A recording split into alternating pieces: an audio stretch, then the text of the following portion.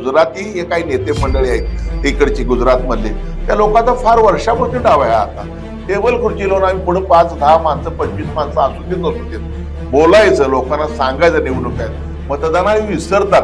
त्याचे अनेक कारण आहेत, ते तुम्हाला माहिती आहे तर मला माहिती. पूर्वी टक्के घ्यायचे, आता भाग्यदरी वाढलेली. आता काय कोल्हापूर, आता एक सांगायचं कुठल्या नागरिकांनी कोल्हापूर इथं चांगलं आहे, दबावाचं राजकारण करून कुठं काय कधी विकास होत नाही. हे राज्यकर्त्यांचं अपयश आहे की लोक इथं का थांबत नाहीत. हे अधिकारी तुमचे शहाणे कराय, भ्रष्ट अधिकारी शहाणे करा, त्यांच्यामुळे लोकांचा विकास चटकेला आहे. नमस्कार. लाईव्ह मराठीच्या स्टुडिओमध्ये शिवसेना उपनेते आणि जिल्हा प्रमुख संजयजी पवार आलेले आहेत. त्यांचं स्वागत. जय महाराष्ट्र. धन्यवाद. जय महाराष्ट्र. गेली 35 वर्षांहून अधिक आपण सार्वजनिक जीवनामध्ये काम करत आहात. बऱ्याच निवडणुकीला आपण सामोरे गेलेले आहात. कोल्हापूर जिल्ह्यात आता विधानसभेत झालेल्या निवडणुकीत जो असा एकतर्फी निकाल लागलेला आहे कोल्हापूर शहरासह राज्यामध्येही, त्याच्याकडे आपण एक काय कसं बघतोय? हा निकाल म्हणजे मी एकटं बोलणं बरोबर नाही आहे. देशभरात ह्या निकालाच्या विरोधात ज्या पद्धतीने रान उठलेलं आहे, म्हणजे विविध माध्यमं असून देत किंवा विविध तज्ञ लोक असून देत, त्या माध्यमातून आपण रोजच बघतोय की सगळ्यांनाच हा धक्का निकालाचा बसलेला आहे. लोकांना प्रचंड शंका निर्माण झालेल्या आहेत. पण तो लोकशाही दिला निकाल आपण स्वीकार करून पुढे जायचं असतं. पण हा निकाल सर्वसामान्य माणसांना आणि वरिष्ठांना सुद्धा अनेक लोकांना पटलेला निकाल नाही आहे, आणि त्यामुळे ह्या निकाला संशयानेच बघतात लोक. म्हणजे लोकसेवेला आपला स्ट्राईक रेट काय होता, आता विधानसभेला याचा स्ट्राईक रेट काय, 33% स्ट्राईक रेट होता. लोकसभेला एकदम 89-90% स्ट्राईक रेट होतोयच कसा हा. ह्या सगळ्या शंका निर्माण झालेल्या आहेत. त्यामुळे हा निकाल धक्कादायक आहे आपल्या महाराष्ट्राच्या दृष्टिकोन, आणि देशभरात आपण सगळीच बघतो या विरोधात फार मोठा उठाव झालेला आहे आता आपल्या विरोधात, ईव्हीएम मशीनच्या विरोधात. पण लोकशाही आहे, लोकशाही स्वीकारून आपण पुढे जायचं. ईव्हीएम विषयी फार उलटसुलट पद्धत चालू आहेत, मतप्रवाह, तर त्याविषयी काय आपलं? ईव्हीएम मशीन संदर्भात जर विचार केला आपण तर एक काही ठिकाणी बरोबर काही त्यांच्याच उमेदवारांना बरोबर 1,30,000, 1,34,000, 1,35,000 मतं पडतात कशी. जर आपण जरी विचार केला आपल्याला तर पोस्टल मतदानची टक्केवारी बघितली आणि ईव्हीएमची जर टक्केवारी बघितली तर फार मोठा डिफरन्स आहे इथं. म्हणजे 30% त्यांना असती तर 70% त्यांना ईव्हीएमला मशीनला मिळालेलं आहे तिथं. त्यामुळे सगळं जे काय घडलेलं आहे ते फार शंकास्पद आहे, त्यात काही कुठे शंका नाही. आणि मी मगाही सांगितलं, अनेक तज्ञ तुमच्या माध्यमातले, तुमच्या प्रेसमधले लोक अक्षरशः धक्का देत आहेत सगळ्या, म्हणजे ऑल ओव्हर इंडियामधले लोक बोलतायत की होऊ शकते कसं. परवा तर मी बघितलं दिल्लीमध्ये आपच्या एका आमदाराने भर सभेमध्ये दाखवलं की कशा पद्धतीने हा फ्रॉड होऊ शकतो, भर सभेत दाखवलं. त्यामुळे हे शंकास्पद आहे. हा निकाल खरोखर लोकशाहीचा निकाल आहे का वेगळ्या पद्धतीने निकाल आहे? तर माझं मत असं आहे, माझं वैयक्तिक मत आहे की हा लोकशाहीचा विजय नसून हा मशीनचा विजय आहे, ईव्हीएमचा विजय. हा आपल्याबरोबर झारखंडच्या निवडणुका झाल्या. झारखंडला आपल्यापेक्षा निम्म्या जागा असताना तिथं 2 टप्प्यात मतदान झालं, आणि कोल्हापूर महाराष्ट्रातच 1 वेळा मतदान घेण्यात आलं. म्हणजे जास्त प्रचार करायला वेळ मिळू नये किंवा 12 ते 13 दिवसाचा कालावधी मिळाला. तर यामध्ये राज्यकर्त्यांचा निवडणूक आयोगावर त्याच्यावर दबाव होता असं तुम्हाला वाटतं का? नाही, आपण आता बघतोय सगळ्यांवर त्याचा दबाव आहे, सगळ्यांवर दबाव आहे. कुठली यंत्रणा अशी बाकी तरी ठेवलेली आहे, सगळ्यांवर दबाव त्यांचा आहे. आपण आता बघितलं तर न्यायालया बाबतीत बघितलं आपण, सगळ्या न्यायालयाबाबतीत बोलणं बरोबर नाही, पण जे काय आपण ऐकतोय, जे काय वाचतोय आपण एकंदरीत ह्या देशभरात, तर दबावाचं वेगळ्या एजन्सी वापरून सगळ्या बरं फोडाफोडी राजकारण कुणी केलं, कशासाठी केलं तुम्ही? त्याने एकंदरीत महाराष्ट्रावर जो पूर्वीपासून एक राग आहे, डोळा त्यांचा महाराष्ट्र जिंकायचा, मुंबई महापालिका जिंकायची, ह्या दिल्लीश्वरांचा आणि विशेषतः गुजराती हे काही नेते मंडळी आहेत ते इकडची गुजरात मधले, त्या लोकांचा फार वर्षापासून डाव आहे. आता कालच घटना बघितली आपण.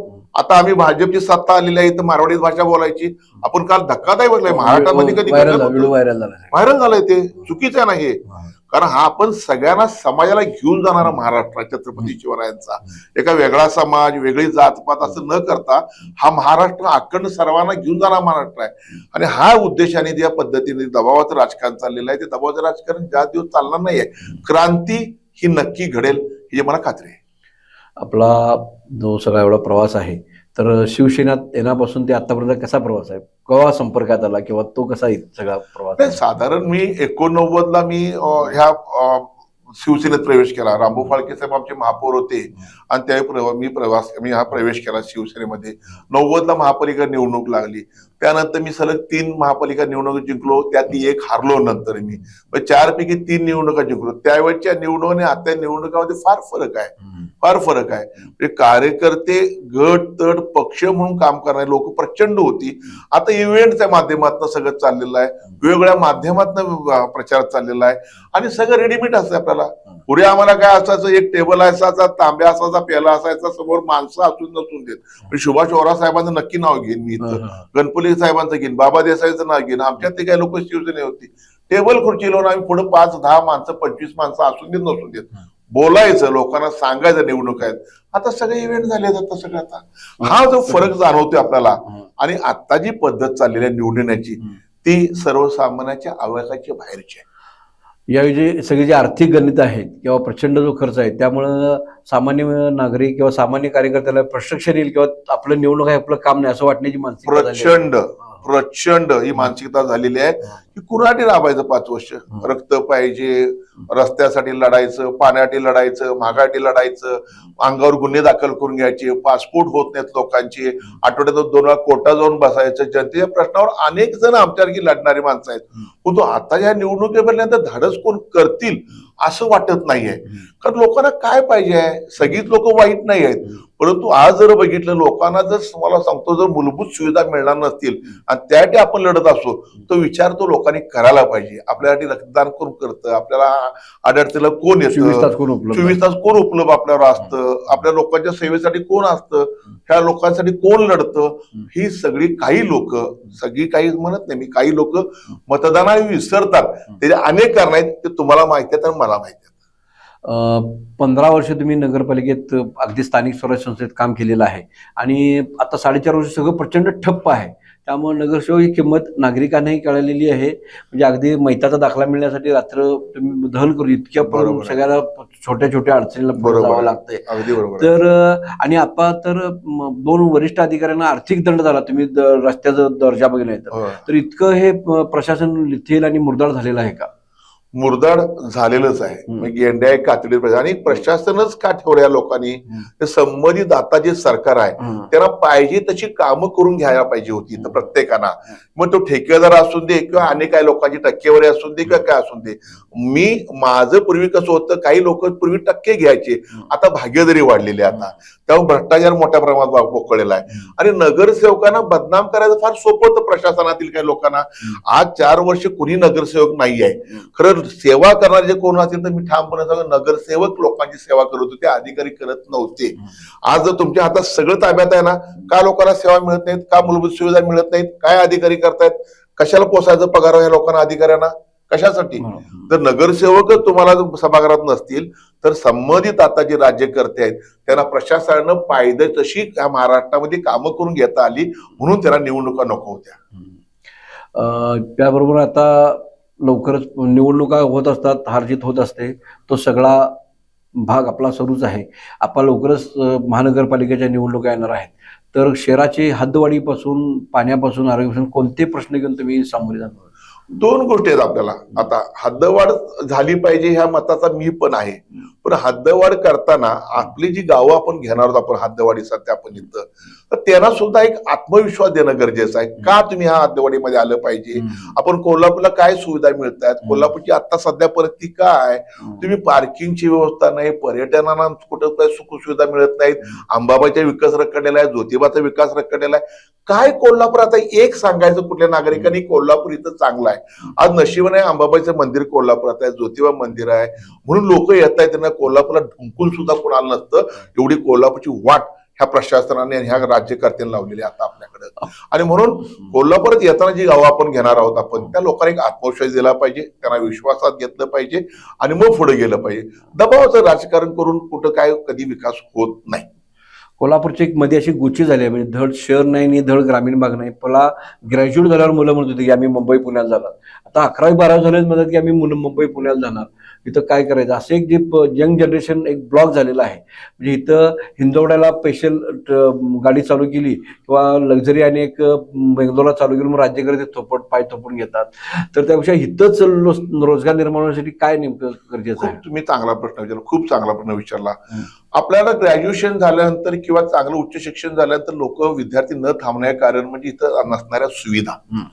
आयटी पार्क किती वर्ष आपण ऐकतोय, आपण आयटी पार्कचं. आयटी पार्कच्या विषयी तुम्ही किती वर्ष ऐकतोय, काही होत नाहीत. क्रीडांगण उपलब्ध आहेत, काय होत नाही आहेत. वेगवेगळ्या माध्यमातून त्यांना शिक्षणासाठी इथं सुविधा पाहिजेत, त्या देतोय काय, तो होत नाहीत. पण साहजिक आहे, कुठलाही पालक आपला विचार करतो की माझा मुलगा मुलगी उच्च शिक्षणासाठी कोल्हापुरात का ठेवायचं आपण, म्हणून तिकडे लोक जातात. हे राज्यकर्त्यांचं अपयश आहे. ती लोक इथं का थांबत नाहीत, ते राज्यकर्त्यांनी खूप चांगल्या पद्धतीने अभ्यास करून आपले विद्यार्थी कोल्हापुरात थांबले पाहिजेत. यासाठी राज्यकर्त्यांनी विशेष लक्ष देणं अत्यंत गरजेचं आहे. एकीकडे आपल्या उद्यमनगराचा फार मोठा दबदबा होता की इथं तांत्रिकसाठी भारतातनं लोक यायचे, सगळं तांत्रिक प्रशिक्षण किंवा टाटा लेलँडमधून सगळ्यांचे बाय प्रोडक्ट सगळे बाय पार्टीला तयार व्हायचे, अजूनही होतात.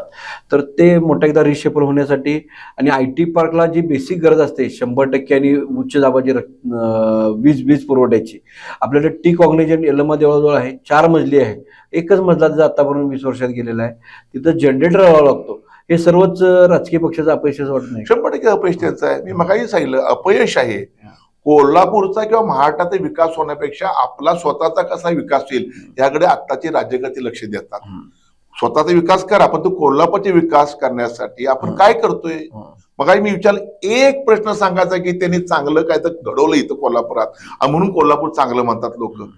तुम्ही बघितलं आता ट्रॅफिक वाल्यांचा तर बघितला, पण तो कुठं पार्किंगची व्यवस्था आहे. वर्षानुवर्ष ते तुम्हाला आजच का 2 दिवस पेपरला आहे, अजून बिल्डिंग तयार होत नाही. आपल्या ह्यांच्या स्वतःच्या बिल्डिंग कशा तयार होतात लगेच प्रत्येकाच्या. मल्टी लेवल पार्किंग का होत नाही, कुठं सुविधा आहे तिथं, होत नाहीत ना. आणि त्यामुळं कोल्हापूरचे रखडलेले प्रश्नच कारणीभूत आहेत. कोल्हापूरचा विकास होत नाही आणि राज्यकर्ते त्याला कारणीभूत आहेत, बाकी कोणी नाहीये. मिनी विधानसभा म्हणून जिल्हा परिषदला बघितलं जातं. केंद्र आणि राज्य सरकारचे प्रचंड बजेट तिथे येत असतात. कोरोना काळात तिथं कोटी रुपयाचा सगळा भ्रष्टाचार झालेला आहे आणि या सगळ्या पार्श्वभूमीवर जिल्हा परिषद निवडणुकीसाठी आपली काय तयारी असणार आहे? नाही, मग काय तुम्ही MIDCचा उद्यमनगरचा विषय काढला. उद्यमनगर हे देशभरात आपल्या प्रसिद्ध होतं. परदेशात सुद्धा काही लोक इथून माहिती घ्यायची एवढी तज्ञ माणसं आपली होती इथं आपल्याकडं. का डेव्हलप झालं नाही आपल्याकडं, का MIDC मध्ये चांगले उद्योग येत नाहीत, पुन्हा जबाबदारी होती का, दहशत लोक करतात तिथं, लोकांना का दादारी करतात लोक. माझाच कामगार पाहिजे, माझाच कारागिरी पाहिजे, माझीच वाळू पाहिजे, माझेच लेबर पाहिजेत, मीच इन्शुरन्स उतरणार. मग त्यामुळे उद्योगधंदे आपल्याकडे आलेले नाहीत ना. आणि उद्योगधंदे आले मग रोजगार आला नाही आपल्याकडं, म्हणून लोक जातात पुण्या मुंबईला आपल्याकडं. हे अपयश नाही का राज्यकर्त्यांचं आणि मंत्री महोदयांचं, सगळ्या अपयश आहे. आणि म्हणून उद्यमनगर सारख्या ठिकाणी आज आपला माल सगळं जायचा ते जात नाही. आता लोकांकडे दुर्लक्ष झालेलं. आता या सगळ्या पार्श्वभूमीवर आता म्हणजे पंडित नेहरू एका ठिकाणी म्हटले की मी भारतात कुठूनही खासदार होईन, कुठूनही आमदार होईन, पण मी नगरसेवक होईल काही सांगता येत नाही. म्हणजे नगरसेवक पद हे इतकं जवळचं आणि इतकं असतं की पाण्यापासून, नळापासून, लाईटपासून सगळं असतं. तर या पार्श्वभूमीवर चांगले नवीन यंग पोरं जावेत, नवीन नेतृत्व, यासाठी आपण काय शिवसेनाबद्दल काय प्रशिक्षण घेणार आहात किंवा त्याची रणनीती कशी असणार आहे, घटक पक्षाचं कसं तुमचं? एक लक्षात ठेवलं पाहिजे आपण, लोकसभा निवडणुकीचा ट्रेंड वेगळा असतो, देशाचा बाबत विषय असतो, विधानसभेचा ट्रेंड वेगळा असतो, जिल्हा परिषद ट्रेंड वेगळा असतो, ग्रामपंचायत पै पाहुण्याचं राजकारण असतो, उंबऱ्यावर राजकारण तिथं आपल्याला. आणि हा लोकप्रतिनिधी हा खरा सेवक आहे आतापर्यंत मी बघितला. म्हणजे नगरसेवक म्हणजे आमदार खासदार लोक जात नाहीत कोण, तो नगरसेवक आपला हक्काचा 24 तास उपलब्ध असतो. कधी पण कडी वाजू शकतो, कधी पण वेल वाजू शकतो आपण. म्हणजे तिथं आग लागले असून दे किंवा कुत्री मेले असून दे किंवा औषध फवारणी असून दे, काही असलं तर लोकांना नगरसेवक लागतो आपल्याला इथं. आणि नगरसेवक जो काम करतो तो प्रशासनातला अधिकारी काम करत नाही. त्याच्या वचक ठेवून आता कोण आहेत. आज कचरा प्रश्न आपला सुटलाय काय, जो प्रकल्पचा सुटलेला नाही. पाण्याचा प्रश्न सुटलाय काय, सुटलेला नाही. रस्त्याचं बजेट होऊन आलेलं आहे, मोठ्या प्रमाणात आलेलं आहे. कुठं रस्ते चांगले आहेत, होत नाही आहेत. आणि मग कारवाई होतात आता अधिकाऱ्यांवर. आता मॅडमला मी त्याचं मॅडमचं मुद्दाम कौतुक करीन, हे आम्ही अनेक डोकं फोडून सांगतो की हे अधिकारी तुमचे शहाणे करा, भ्रष्ट अधिकारी शहाणे करा, त्यांच्यामुळे लोकांचा विकास चटलेला आहे, आमचे पैसे आलेत, मग काम का होत नाही. आता तुम्ही दंडात्मक कारवाई करताय, आता बदल्या करताय. आता मॅडमच्या लक्षात आलं की खरं गोम कुठं आहे, ते प्रशासनातले काही एका ठिकाणी मोठं असं खुर्चीवर चिटकून बसलेत ना काही लोक वचलेबाजी करून, तीच कारणीभूत आमच्या लोकांचं नुकसान करणार आहेत. शिवसेना नेते उद्धवजी ठाकरे तुम्हाला एक संधी दिली, अगदी थोडक्यात तुमचा दिल्लीच्या निवडणुकीमध्ये पराभव झाला आणि तुमची मोठी अशी नॅशनल त्यावेळी इमेज पण झाली किंवा तुमच्या कामाची तशा प्रकारे दखल घेतली म्हणा, की तो एक अनुभव कसा होता आणि तो पराभव तुम्हाला हुरहुर लावणार असं होता? तो हुरू लावणार होता, परंतु एक अभिमान पण मला वाटतो की एका सर्वसामान्य कुटुंबातील एका कार्यकर्त्याला, एका शिवसैनिकाला राज्यसभेची उमेदवारी मिळणं एवढं सोपी नसती. मी आतापर्यंत इतिहासात बघितलं, फक्त शिवसेना उद्धव बाळासाहेब ठाकरे पक्ष एकच असा आहे की सर्वसामान्य कार्यकर्त्याला आमदार, खासदार, मंत्री करतो. हा इतिहास जर बघितला शिवसेना प्रमुख बाळासाहेब ठाकरेंपासून उद्धव साहेबांपर्यंत जे कोण आता गेलेले आहेत किंवा आमच्याकडे राहिलेले आहेत, कोण होते? सर्वसामान्य कार्यकर्ते. त्यांना उच्चपदावर नेणारा एकमेव पक्ष आहे तो शिवसेना उद्धव बाळासाहेब ठाकरे मातोश्री. आणि म्हणून माझ्यासारख्या कार्यकर्त्याला संधी दिल्या तर त्याला सुरुवातीला मी थोडं गडबडलो. राज्यसभेची उमेदवारी एकदम मला दिली साहेबांनी, एवढा विश्वास टाकलाय, थोडा गडबडलो होतो. तो वाईट पण वाटलं, 1.5-2 मतात मी हारलो. पण जे काय उद्धव साहेबांनी केलं ते आमचं घर आणि पवार कुटुंब त्याला आयुष्यात कधी विसरू शकत नाही आम्ही. आता येऊ घातलेल्या निवडणुकीमध्ये आपलं काँग्रेस आपल्या बरोबर आहे, राष्ट्रवादी आहे, तुम्ही आहे, तर हे एकत्रित निवडणूक लढवणार की कसं असणार आहे? नाही, आता ट्रेंड कसा राहील मला माहित नाही. शेवटी जर उद्धव साहेबांनी आम्हाला जर सांगितलं की वेगवेगळ्या पद्धतीने आपल्याला लढायचं, वेगळं आपलं अस्तित्व ठेवायचं असेल तर वेगळं आपण लढायचं, तर आम्ही लढायची आमची तयारी आमची आहे. आणि आम्ही टार्गेट 20-25 वॉर्डवर टार्गेट आम्ही करणार आहोत. आता मग आता पॅनल कसं होणार आहे, 3 लोकांचं होणार आहे, 4 लोकांचं पॅनल होणार आहे, आम्हाला माहित नाही. एकत्र लढायचं का नाही लढायचं हा सगळा वरिष्ठांचा निर्णय आहे. तशी आम्ही आता तयारी केलेली आहे. समोर आम्ही लोक ठेवलेले आहेत, कोण लढणार आहेत, कोण नाही लढणार आहेत, तशी आमची आता यादी तयार करून आम्ही ठेवलेली आहे. आता राजकीय सामाजिक जीवनात व्यस्त असताना सगळं वेळापत्रक व्यस्त असतं, जेवणाच्या खाण्याच्या वेळा व्यवस्थित नसतात, सर्वच राजकीय पक्षांचा आरोग्याचा प्रश्न असतो, हेल्थचा असतो. तर ह्या सगळ्याजण तुम्ही तुमचं आरोग्य कसं सांभाळता, व्यायाम वगैरे कसं करता, कशी दिनचर्या? नाही, माझी तर सगळ्यांना एक मी कायम एक मंत्र देतो. मी खूप लहान आहे, म्हणजे वरिष्ठांना मंत्र देणं चुकीचं आहे. मी तुम्हाला पण सांगेन, सगळ्यांना सांगतो, प्रत्येक भाषणाच्या शेवटी माझं एक असतं, स्वतःसाठी 1 तास ठेवा. तुम्ही 1 तास सकाळी 7 ते 7 काही व्यायाम करा, तो करा. आणि कुटुंबासाठी आठवड्यात 1 दिवस पूर्ण द्या.